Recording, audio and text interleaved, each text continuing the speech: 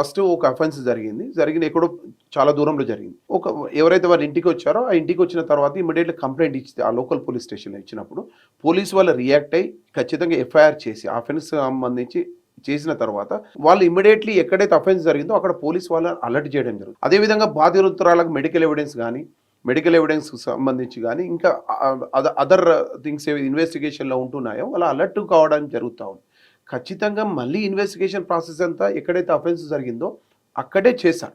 ఈ పోలీస్ స్టేషన్‌కి సంబంధం ఉండదు. ఇప్పుడు ఎఫ్ఐఆర్ జరిగిన తర్వాత ఇమ్మీడియేట్ తీసుకోవాల్సిన ఏదైతే స్టెప్స్ ఉంటాయో ఆ ఇమ్మీడియట్‌లీ స్టెప్స్ వాళ్ళు తీసుకుంటారు. తీసుకున్న తర్వాత బాధితుడిని హాస్పిటల్ పంపించడం గానీ, వాళ్ళకి నిందితులు పారిపోకుండా అలర్ట్ చేయడం గానీ ఇవన్నీ ఈజీగా చేసుకుంటారు. ఇమ్మీడియట్‌లీ ఎఫ్ఐఆర్‌ను లోకల్ పోలీస్ స్టేషన్‌కి పంపించిన తర్వాత వాళ్ళకి ఆ కేసుకు సంబంధించిన